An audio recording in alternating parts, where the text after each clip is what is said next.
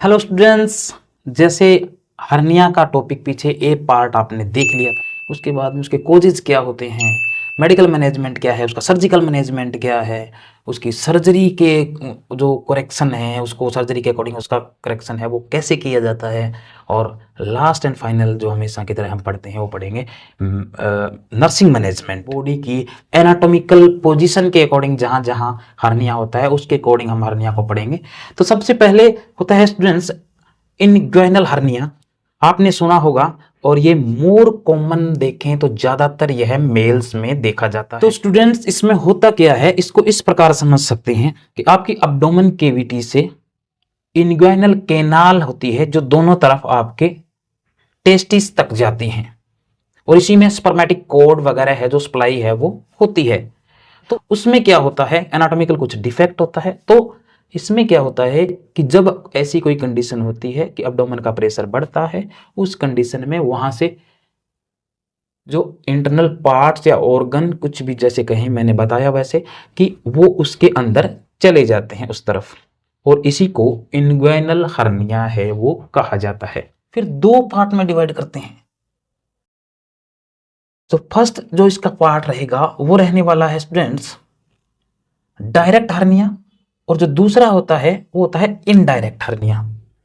Direct inguinal hernia में क्या होता है स्टूडेंट्स कि जो इनग्वाइनल कैनाल होती है उसके पीछे की तरफ जो मसल्स और जो वॉल होती है लोअर अब्डोमेन की, वहां से डायरेक्ट ही कोई भी इंटरनल स्ट्रक्चर, कोई भी इंटरनल ऑर्गन वहां से हर्निएशन होके निकल जाना ही क्या होता है, डायरेक्ट इनग्वाइनल हर्निया कहलाता है। जैसे आप अभी देख रहे हैं जो ये वीडियो चल रहा है, इसके पीछे आप देखिए कि जो पीछे की तरफ जो एरिया है वो क्या है, पोस्टीरियर एरिया है, और वहां से हर्निया हो जाता है तो वो क्या होता है, डायरेक्ट हर्निया होता है। और इनडायरेक्ट हर्निया क्या है कि जैसे आप देख रहे हो जो कोड उठा ली गई है ऊपर की तरफ, अलग से आपको एक कोड दिखाई दे रही है, अगर इस कोड के अंदर से जहां से मैंने बताया टेस्टिस है वो 34 वीक के बाद बच्चे के स्क्रोटम में आते हैं इसी कोड के द्वारा। इस कोड के अंदर से स्ट्रक्चर अगर हर्निएशन हो जाए तो इसको इनडायरेक्ट इनग्वाइनल हर्निया कहते हैं। समझ रहे हो आप? इनग्वाइनल हर्निया मैंने बताया, उसके बाद में डायरेक्ट और इनडायरेक्ट बताया। डायरेक्ट में सीधा पोस्टीरियर वॉल से जैसे मैंने बताया वैसे निकल जाता है, और इनडायरेक्ट में क्या होता है कि जो आपकी इनग्वाइनल कैनाल है उसके अंदर से ओमेंटम हो सकती है, गट हो सकती है, वो उस कैनाल से कई बार तो उस स्क्रोटम तक पहुंच जाती है, एक स्क्रोटम के जिस साइड से जा रही है उस स्क्रोटम के अंदर तक पहुंच जाती है, और इस कंडीशन को क्या कहते हैं, इनडायरेक्ट इनग्वाइनल हर्निया कहते हैं। सेकंड वन देखें तो सेकंड वन रहेगा आपका अम्बलाइकस हर्निया। जैसे नाम से पता लग रहा है, अम्बलाइकस का मतलब आपकी नाभि या जिसको बेली बटन बोलते हैं।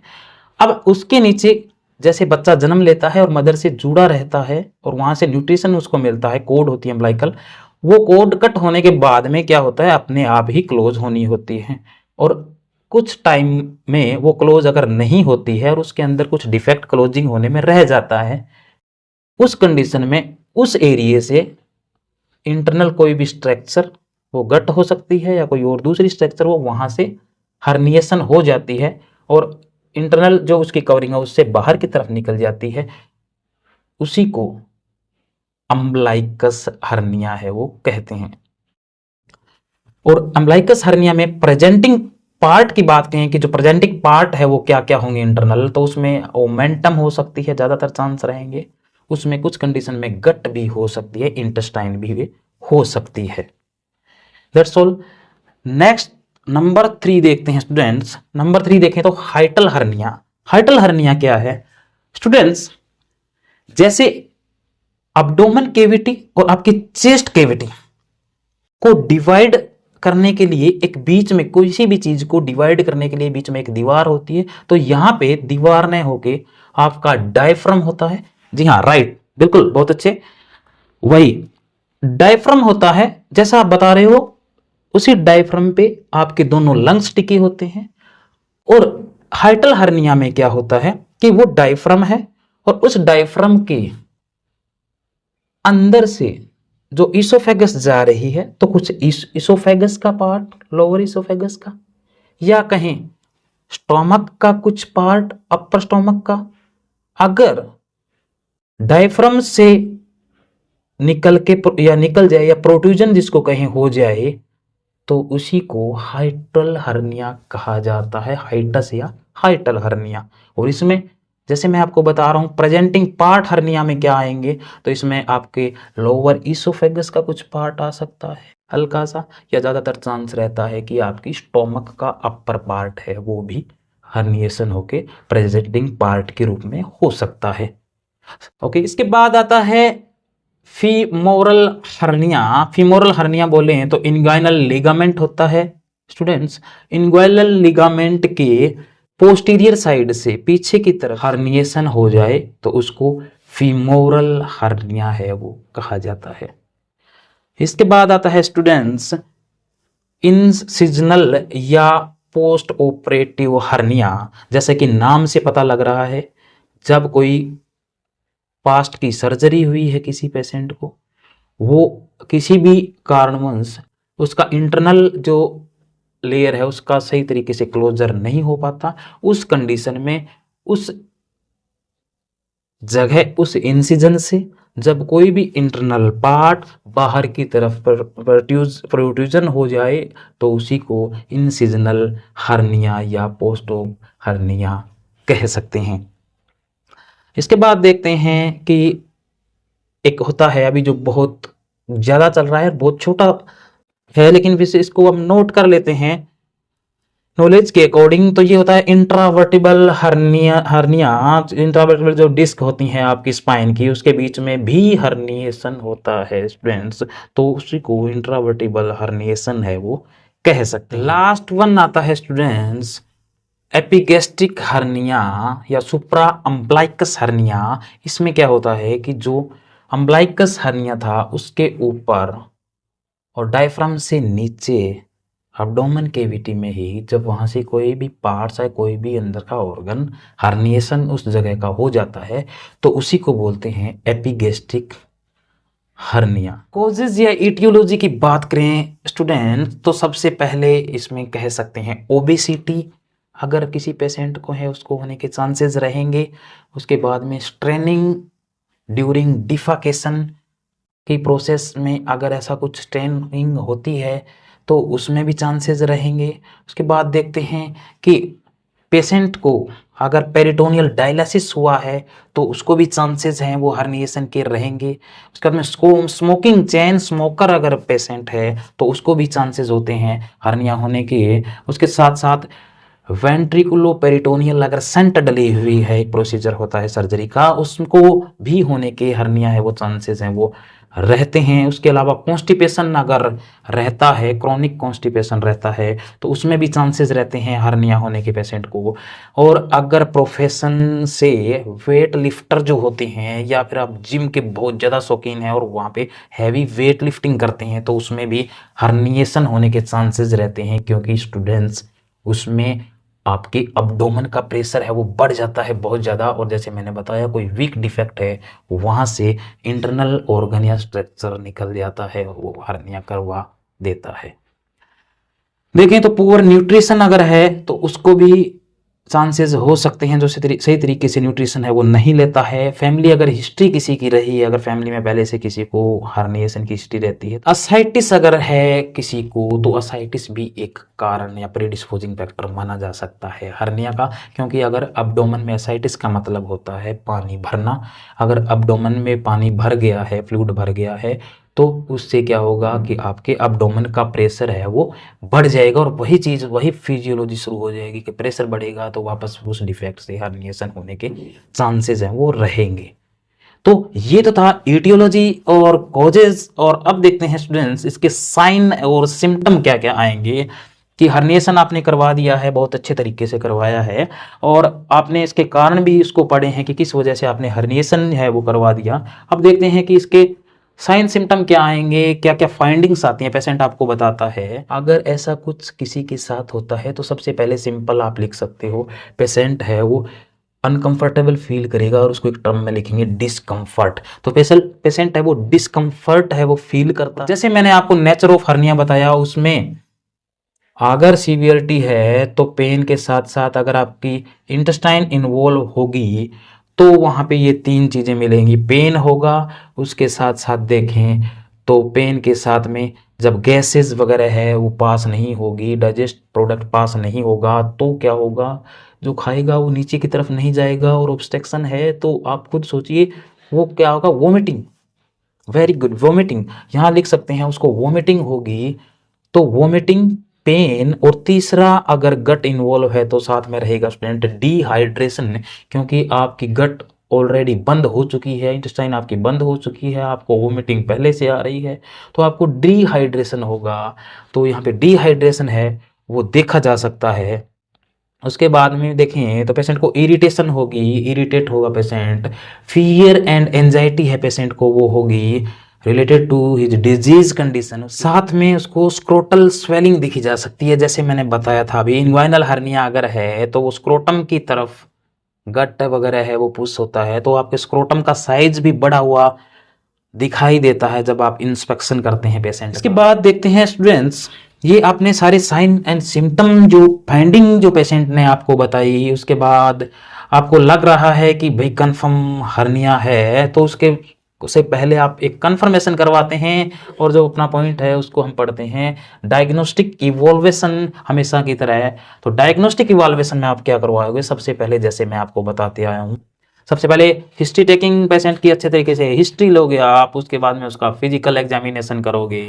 जब हिस्ट्री देते हैं तो पेशेंट कुछ ना कुछ अपनी हिस्ट्री में बताता है, और वो बताता है कि उसको पहले कोई ऑपरेशन हुआ था और उसके बाद में उस साइड से उसको अगर हर्निया हुआ है तो जैसे मैंने बताया वो इंसिजनल हर्निया है वगैरह वगैरह। अब देखते हैं कि हिस्ट्री ले लिया आपने, उसको फिजिकल एग्जामिनेशन। फिजिकल एग्जामिनेशन में स्टूडेंट्स दो चीज़ें आप कर सकते हो, आंखें से देखना, इंस्पेक्शन करते हैं, और दूसरा होता है पाल्पेशन, पाल्पेट करके देखना। अब इंस्पेक्शन में कई बार नजर आ जाता है आपको देखते ही पेशेंट को हर्निया, क्योंकि जब स्क्रोटल एरिया एक तरफ से बड़ा हुआ होगा, या आप देखें तो जो आपकी ग्रोइन एरिया है, ठीक है, वहां पे आप देखोगे और पेशेंट को बोलोगे कि वो कफिंग करे, जोर से खांसी है, आप बोलिए कि खांसी है आप। जब वो खांसी करता है जोर से, तो जैसे आप ये देखिए, ये देख रहे हो, जब वो खांसी करता है तो ये पार्ट थोड़ा सा उठ रहा है, बीच में ऊपर की तरफ उठ रहा है, तो आप ऐसा देख सकते हैं इंस्पेक्शन के दौरान। उसके बाद में उसकी रूटीन इन्वेस्टिगेशन करवाते हैं। रूटीन इन्वेस्टिगेशन में अगर इन्फ्लामेशन है तो आपको WBC वगैरह कुछ हल्का सा उसमें फ्लैक्चुएशन मिल सकता है, बढ़ा हुआ हो सकता है WBC।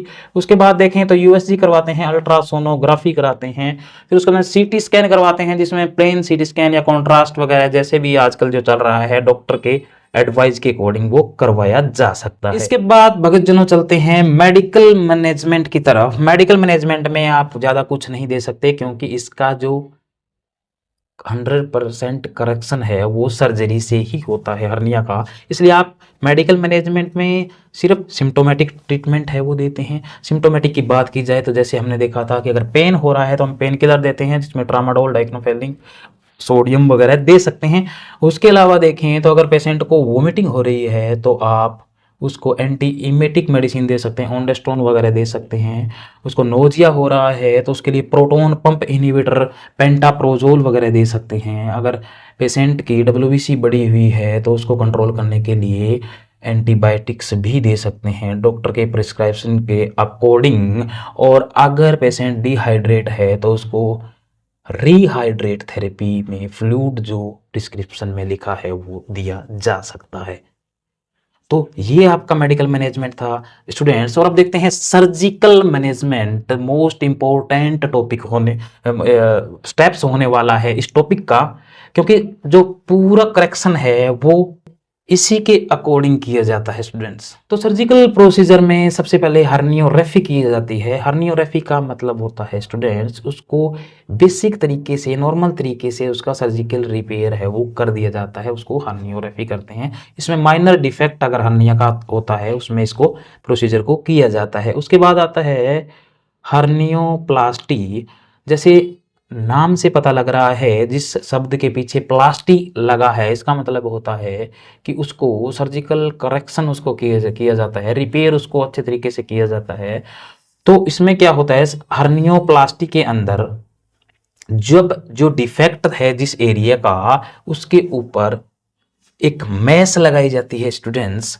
और वो मैश जैसे कि आप इस वीडियो में देख रहे हैं, ये जो मैश लगाई जाती है, और मैश है वो ध्यान देना स्टूडेंट्स, लाल नीले और काले पेन से लगा लेना। ये मैश पॉलीप्रोपेलीन की बनी होती है, और पॉलीप्रोपेलीन का ही बना हुआ एक इसके साथ में धागा है जो इसको होल्ड करने के लिए लिया जाता है, इंटरनल फ्यूचरिंग के लिए लिया जाता है, इस मैश को फिक्स करने के लिए, वो प्रोलीन जिसको बोलते हैं। ये प्रोसीजर है वो रिपेयरिंग के लिए काम में लिया जा सकता है। अब आता है नर्सिंग मैनेजमेंट स्टूडेंट्स। जैसे मैं आपको बताते आया हूँ, नर्सिंग मैनेजमेंट में वही रहेगा कि आप पेशेंट को एनबीएम के लिए बताते हो, उसके फियर एंड एंजाइटी को दूर करते हो, उसका डॉक्यूमेंटेशन करते हो, रिटन कंसेंट है वो लेते हो, पेशेंट की फियर एंजाइटी को दूर करते हो और डॉक्यूमेंटेशन करके ऑपरेशन थिएटर में भेज देते हो। उसके बाद आता है post of management. Post of management में भी वही सारा कुछ मैनेजमेंट के लिए आता है कि आप टेम्परेचर, पल्स, रेस्पिरेशन है वो हर 10 मिनट में चेक करते हो, रिकॉर्ड में दर्ज करते हो। सबसे पहले इंसिजन साइट को असेस करते हैं कि वहाँ पे ब्लीडिंग वगैरह तो नहीं है, सेकेंडरी ब्लीडिंग है या नहीं है। अगर ऐसा नहीं है तो उसके बाद ट्यूब वगैरह जो भी डाली गई हैं तो उसके लिए पेशेंट को देखते हो कि वो किंकिंग वगैरह नहीं हुई है, क्या वो सही है। उसके बाद में आईओ चार्ट मेंटेन, इनपुट और आउटपुट चार्ट मेंटेन करते हैं पेशेंट का, पेशेंट की फियर एंजाइटी को दूर करते हैं, पेशेंट के रिलेटिव को और उनको हेल्थ एजुकेशन है वो प्रोवाइड करते हैं, उसके प्रति जागरूक करते हैं, और पेशेंट को उसके साथ ही बताते हैं कि वो जब रिकवर होके चला जाए तो वेट लिफ्टिंग वगैरह हैवी कुछ भी वेट लिफ्ट है वो ना करे। उसके बाद में उसको कुछ टाइम रेस्ट करना होता है। उसके बाद अगर देखें कि अगर प्रोफेशनल वो हैवी वेट लिफ्टर है तो उसको बोलते हैं कि वो वेट लिफ्टिंग या जिम के अंदर जब भी वर्कआउट करे तो उससे पहले एक सेफ्टी बेल्ट होता है स्टूडेंट्स, तो उसका यूज करे। आप इसके बारे में उसको अवगत करवाएंगे कि बिना बेल्ट के वो दोबारा से एक्सरसाइज है वो ना करे। उसके बाद में अगर कोई भी रूरल एरिया से, ग्रामीण एरिया से बंदा है तो उसको भी आप बताओगे कि वो उसको धूम्रपान, स्मोकिंग बिल्कुल नहीं करनी है।